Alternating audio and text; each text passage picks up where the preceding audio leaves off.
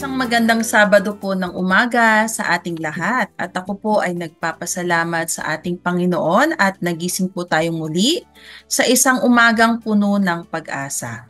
At dalangin ko po na sa umagang ito ay tayong lahat ay nasa magandang pangangatawan at pag-iisip. Welcome po sa 11:43 DZMR para po sa ating programang Usapang Pangkalusugan. Ako po ang inyong host sa araw na to, Dr. Jennifer Gatiwan C. At samahan niyo po ako sa loob ng kalahating oras at pag-usapan natin ang isang napapanahong usapin. So araw na to po, All Souls Day is a day of remembrance sa ating mga yumaong kamag-anak, mga mahal sa buhay. And of course, this also includes prayers for those who are sick and even dying. So medyo napasadahan po natin kayo, no? Ang ating topic po for today, it has something to do with the science and medical ethics of death. And specifically, isang syndrome po na tinatawag nating Lazarus syndrome. So ang ating source po ay from Wikipedia and some other sources po from the Department of Health and World Health Organization. So, pag sinabi pong death, paano po natin ito dinidescribe o dinidefine? So, ayon po sa dictionary, death is the end of life. So, ito po ay tinatawag na irreversible o hindi na maibabalik na biological functions that could sustain a living organism. So, we are, pag isang living thing ay tumigil na sa kanyang biological function, yun nga daw po ay tinatawag ng death.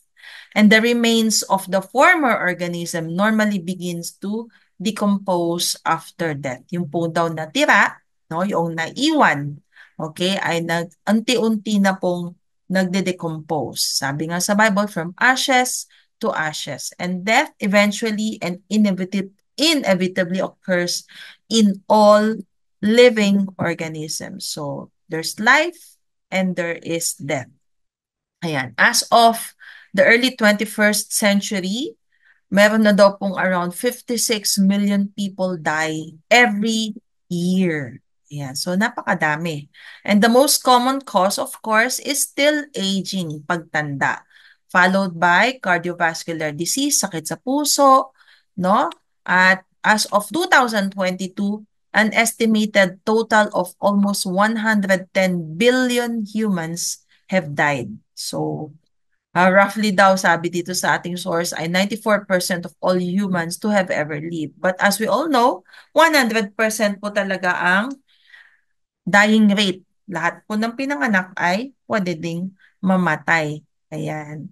So, as humans, no, this is part of reality. Pero tayo, no, we want to reach yung tinatawag nating maximum lifespan. Yung hanggang saan? Sabi nga sa Bible, 70 to 80. Pero may mga iba, umaabot po ng 120 with a very good lifestyle, no?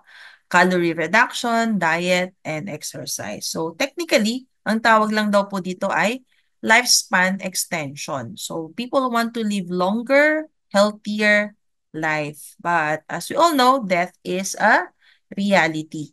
And determining when a person has definitely died has proven difficult, no? Lalo na ngayon with technology.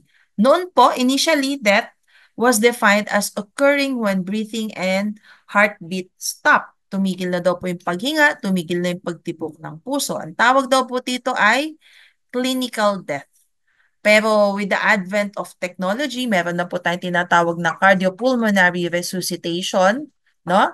That such state was no longer strictly irreversible. So pag na-revive, ayan, pwedeng maituloy pa rin ang buhay nung tao. And brain death was then considered a more fitting option. Ito na yung definition na daw ng talagang death, no? But several definitions still exist. And some people believe that all brain functions must stop para masabi na talagang wala na. Others believe that even if the brainstem is still alive, yung daw personality and identity ng taong yon is already lost. So nasa vegetative state na siya, talagang considered dead na rin yun.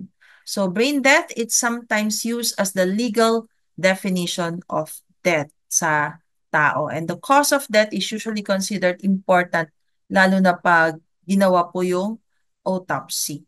So, sa history lang po ng study of death or the science of death, meron po tayong tinatawag na science of death or study of death called thanology from the word Thanos. Kung familiar po kayo dun sa si Thanos, yung kontrabida dun sa Marvels. So when you say Thanos, death. Okay? So ito po ay pioneered by Dr. Mechnikov in the early 20th century. So ang study po nito, dinidescribe niya yung post-mortem, ibig sabihin yung pagkamatay na, bodily changes as well as perspectives concerning psychosocial, medical, ethical, and spiritual aspect of death. Ayan. So, nasabi natin kanina, no? Meron medical and ethical. So, kaya nga po, with this advent, no? Prior to the 1980s, the legal standard of death na sabi natin kanina is wala ng heart and lung function. Pero with the advent of science, ay medyo naging complicated na yung definition of death. Kaya even the medical association, the bar, mga lawyers, ay nagkaroon talaga ng specific description. Death can be defined now as the loss of not just heart and lung function, but even the brain function, including the brain stem and the cortex. So yun po nga ang ating pag-uusapan. So may stages of death, ika nga. Okay, so meron siyang medical aspects on that. So yung clinical signs muna tayo and the stages of death, of course, nasabi natin kanina, human or person is no longer alive if there's no more breathing, hindi na humihinga, there's no more pulse, wala nang heartbeat, and no more neuronal activity or brain dead na siya.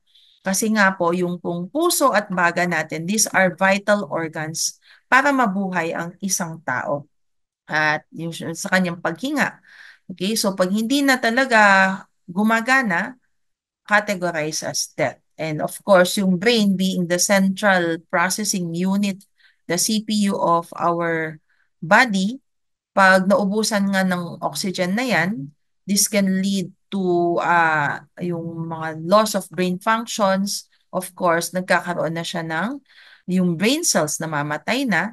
So, eventually, brain dead na rin. Pero ngayon nga po, maraming cause of death, di ba? Meron mga traumatic brain injuries, no? Yung mga stroke or na aksidente.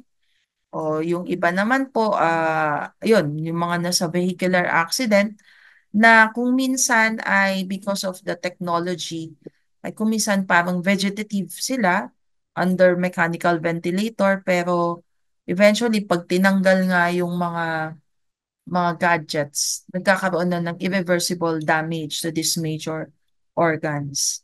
So the definition of legal death and its formal documentation, it should be written in the death certificate. So ang gumagawa po talaga nito yung doktor na nakakita dun sa pasyente.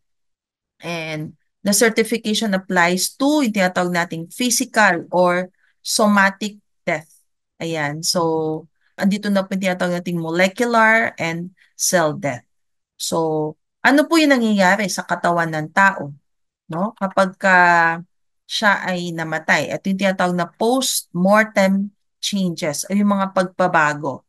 Okay, so sa mata, may napapansin po tayo tinatawag nating corneal opacity or clouding. Parang namumuti na. Yan, may mga stages yan. So, pangalawa, meron po tayong tinatawag na pallor mortis, pamumutla ng tao. Yan. So, nangyayari po to around 15 minutes to even an hour or two after death kasi wala ng blood circulation. Pangatlo, yung tinatawag nating livor mortis. So, yung, yung because of the gravity na nagsesettle yung dugo, hindi na siya nag-circulate on the dependent portion of the body. Kung ano yun nandun sa point of gravity. Kung nakadapa ka, papunta yan sa mukha mo. Kung nakatihaya ka, syempre dun sa bandang likuran. So yung ibig sabihin yung direction lang ng blood na nagsesettle na yun yung livor mortis. Algor mortis, ito yung paglamig na ng katawan nung bangkay. Okay? So, pababa ng pababa yung temperature, nagmamatch siya doon sa temperature ng environment. And next is yung tinatawag nating rigor mortis na kung saan nagiging stiff from the Latin word rigor, matigas. Okay, so ito yung mahirap ng igalaw kasi tumigas na. And yung late stage is yung the beginning signs of decomposition o yung tinatawag nating putrefaction. Ayan. So, ito yung mga obvious changes na nakikita. So, yan yung tinatawag, yung early stage yung ng death is yung first few parts na tinatawag nating pallor, livor, and algor mortis. Ito yung early stages of death. Ayan. So, eventually, susunod yung decomposition o yung late stage of death. Okay, so yung late stage, yung pag-decompose na, okay, so from ashes to ashes, nare-reduce na siya into simpler forms. Dito na nagkakaroon ng unpleasant odor. Ika nga. And eventually, skeletonization, further decomposition na ng mga muscles, naiiwan na lang yung buto, and of course, last stage yung fossilization na kung saan ang na-preserve na lang are the skeletal remains formed over a very long period. So, kung minsan, no, may because of embalming process, this stage kung minsan matagal yung fossilization. Yan, dahil nga po advanced na rin yung embalming process. But eventually, yan po yung mga decomposition stages. Ito po yung mga pinag-aaralan ng mga forensics expert, lalo na kung yung cause of death is something to be pag-aralan, yung mga murder cases, ganyan. So yung mga sa mga detective stories, etong kanilang specialty. Ayun. So nasabi po natin kanina, no? So very specific po ito kasi with the science of life and death and particularly death is kailangan masigurado po talaga na wala na yung katawan dahil pwede pong maging medical legal cases po to. So meron po tayong tinatawag na the Lazarus syndrome. Bakit po tinawag na Lazarus syndrome? So, sa Bible, kung kayo po ay nagbabasa, meron pong isang tao na nagngangalang si Lazaro. Okay, dalawa po yun, no? Yung Lazarus dito, ito po yung kapatid ni Martha tsaka ni Mary. Ayan, na kung saan siya ay binuhay muli ni Jesus. Babasa po ito sa Gospel of John, chapter 11, or pwede din po sa Gospel of Mark. And even I think doon sa the four gospels. Ayan. So andun po 'yon. But specifically nandoon siya sa John chapter 11 na kung saan patay na siya ng 4 na araw. Actually, nakalibing na siya pala ng 4 na araw. So nailibing na siya. So nandun na siya sa tinatawag nating advanced stage of decomposition na, pero binuhay pa siya ng Panginoon. But in this case of Lazarus syndrome naman, na medical case is technically, yeah, considered dead, pero hindi naman kailangang hintayin pang 4 days bago ulit mabuhay. So dito po sa ating bansa, marami pong kwento-kwento na yun yung mga kaya old culture ng ating mga kababayan noon pag namatay, hindi agad embalsa mo dahil baka magising pa. Ayan. So, but here in our country, wala tayong talagang well-documented na Lazarus syndrome. I think in my research, wala. Pero baka meron na po. Okay? Nagkulang lang tayo sa konting research. Pero sa ibang bansa, meron po. So, let's describe what is Lazarus syndrome. No? Ito po yung tinatawag na auto-resuscitation. Ibig sabihin, nag-self-resuscitate after failed cardiopulmonary resuscitation. Ibig sabihin, no, after all the medical intervention na ginawa, considered patay na yung tao, tapos bigla siyang nabuhay, no? There is a spontaneous return of the normal heart function, no, na walang medical intervention na nangyari. Kung minsan nga nasa morgue na, Okay, so its occurrence has been noted in medical literature since 1982. Ayan. And it takes its name from Lazarus nga na nasabi natin kanina. So, eto, 1980s lang na i-document. And occurrences of the syndrome are extremely rare and the causes are not well understood. So, one guess daw is the phenomenon is that a chief factor is the buildup of pressure dun sa chest during the cardiopulmonary resuscitation. Hindi lang daw agad, kumbaga, tumalab. And the relaxation pressure of the resuscitation efforts have ended is thought to allow the heart to expand that could trigger yung mga electrical impulses tapos pwedeng mag-cause nga ulit ng pagtibok ng puso. Other possible factors daw is yung mga level of mga certain chemicals sa katawan, yung adrenaline rush dahil yung mga epinephrine na na-inject, late response lang. So since 1982 may mga na-document nga daw po. So, sa iba-ibang bansa, tulad ng sa UK na kung isang tao daw na eto 27-year-old man na nag-collapse daw siya after overdose of drugs like heroin and cocaine. So, tinulungan siya ng mga paramedics, okay? But he went into cardiac arrest then but after 25 minutes of resuscitation at verbally declared dead, bigla na lang siyang nabuhay ulit and the patient recovered fully.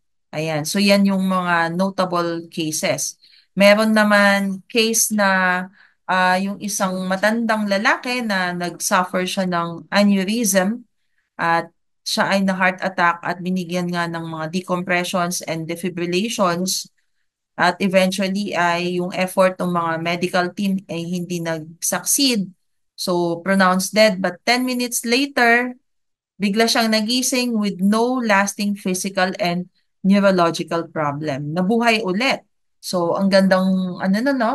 Pero meron isang case naman na kung saan etong pasyente ay also an elderly.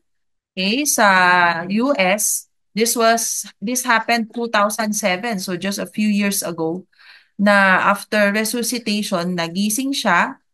Tapos, nung nabuhay siya, ay kinasuhan pa niya yung hospital dahil daw after resuscitation, nagkaroon siya ng mga physical and neurological problem dahil daw doon sa mga gamot na ininject sa kanya para lang mabuhay. So, parang hindi pa nakabuti dun sa medical team na bumuhay sa kanya, ika nga.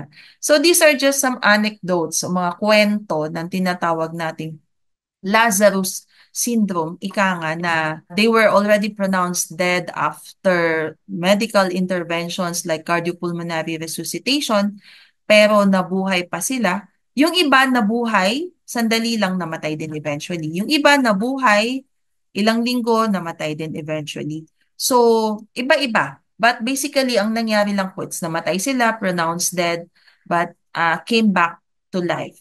So anong implication netong tinatawag natin the Lazarus syndrome or the Lazarus phenomenon?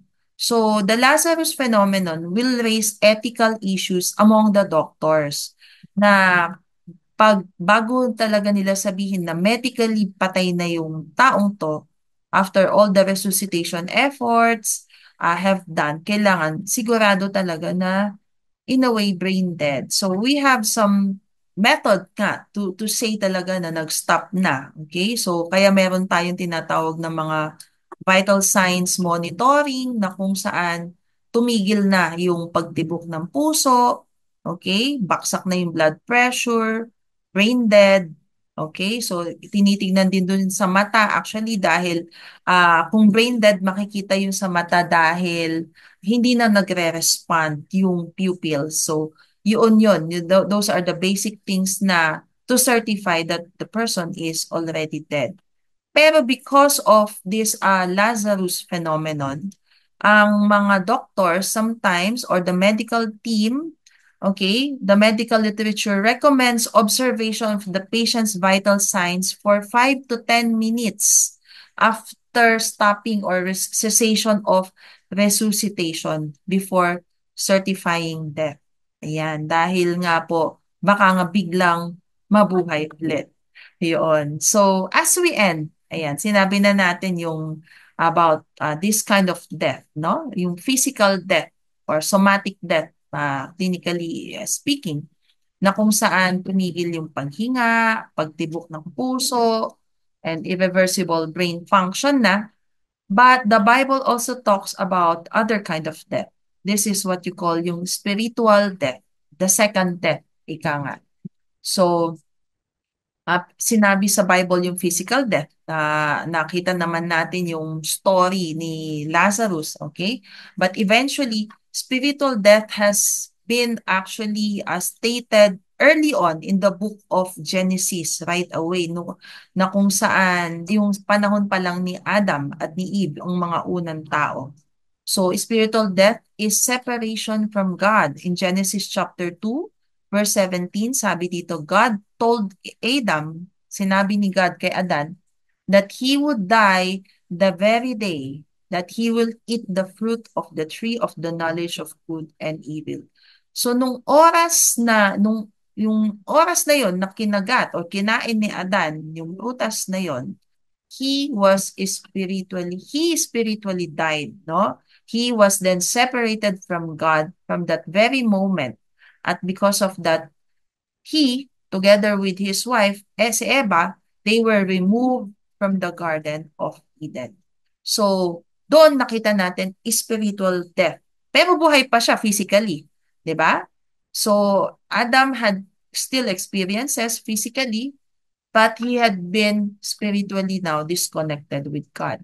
So in the book of John, sa Gospel of John, sabi ni Jesus, eternal life is to know God. Therefore, we conclude that spiritual life is being spiritually connected to God. So, yun yung other kind of death. So, physical death, nakita naman natin is the separation from the physical realm. Kaya nga, the remains, okay, yung natira, ibig sabihin, may humiwalay, may naiwan.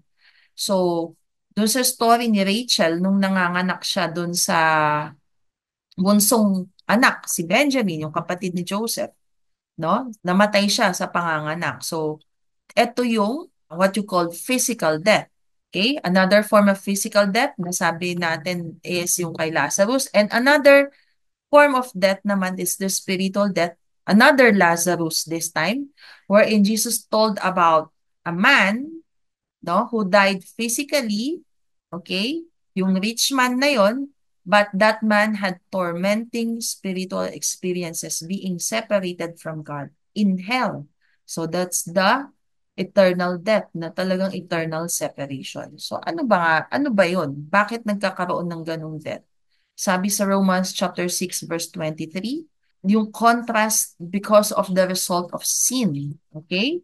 And yung ano naman yung regalo ng Panginoon. So sin causes spiritual death. Nung nagkasala si Adan, nagkaroon ng spiritual death. Yun yung separation with God. It then also causes, domino effect na yan, physical death, okay, separation from the physical body or the physical world. It causes eternal spiritual death and eternal separation from God in hell. So, doon lahat nag-umpisa, domino effect. Now, on the other hand, ito yung reverse domino. Okay? So, Jesus Christ paid up for our sin when He suffered for us on the cross.